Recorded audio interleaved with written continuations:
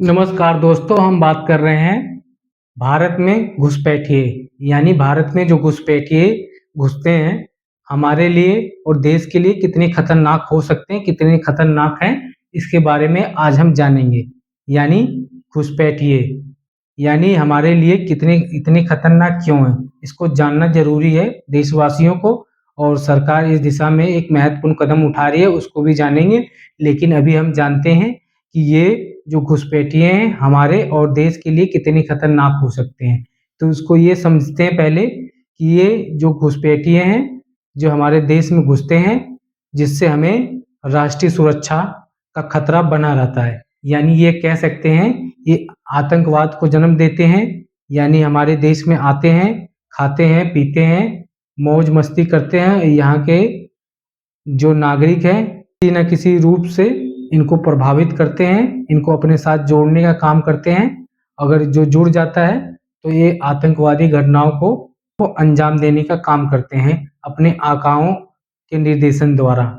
यानी ये भारत में घुसते ही जासूसी यहाँ के नागरिकों और यहाँ के प्रशासन यानी जगह की जासूसी करके अपने आकाओं को देते हैं। यानी घुसपैठिए कितने खतरनाक है, यानी इनके भारत में घुसने से कितनी-कितनी समस्याएँ हो सकती हैं। यानी ये अपराध भारत में अपराध क्यों बढ़ रहा है, यानी घुसपैठिए कहीं न कहीं बांग्लादेश से, म्यांमार से, पाकिस्तान से और नेपाल से, यानी जो एक खुला सीमा है, खुली सीमा है नेपाल की, वहाँ से लोग भारत में घुसपैठिए यानी आते हैं, जो भारत पर एक दबाव बनाते हैं, यानी आर्थिक संसाधनों का, रोजगार वगैरह का, यहाँ की रोजमर्रा की जो ज़रूरतें हैं, ये जो संसाधन ये खुद ही यूज़ कर जाते हैं। यानी ये कितने खतरनाक हैं, ये खतरनाक इनको इस बात से कहा जा सकता है कि जो यहाँ के जो मूल निवासी हैं, जो नागरिक हैं,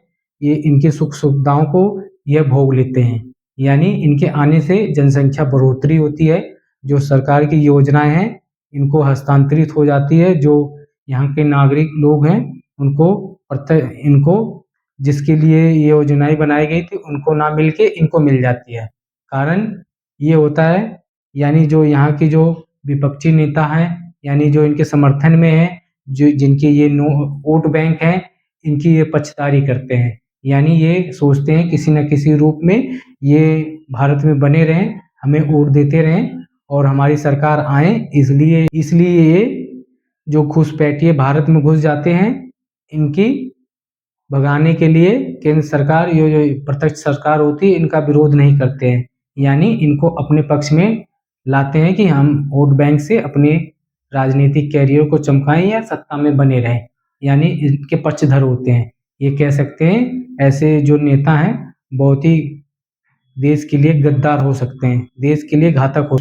यानी हम घुसपैठिए की क्यों बात कर रहे हैं, तो भारत में जो घुसपैठिए कितनी खतरनाक है, इनको इसी बात से हम जान सकते हैं कि जो घुसपैठिए हैं, जो भारत के आर्थिक संसाधनों का दोहन करते हैं, जो मूल निवासी को ना मिल के इनको मिलता है। पश्चिम बंगाल की जो सरकार थी, यानी इन्होंने एक आदेश पारित किया है, यानी सभी जिलों में होल्डिंग सेंटर बनाए जाएँ, यानी हिरासत केंद्र।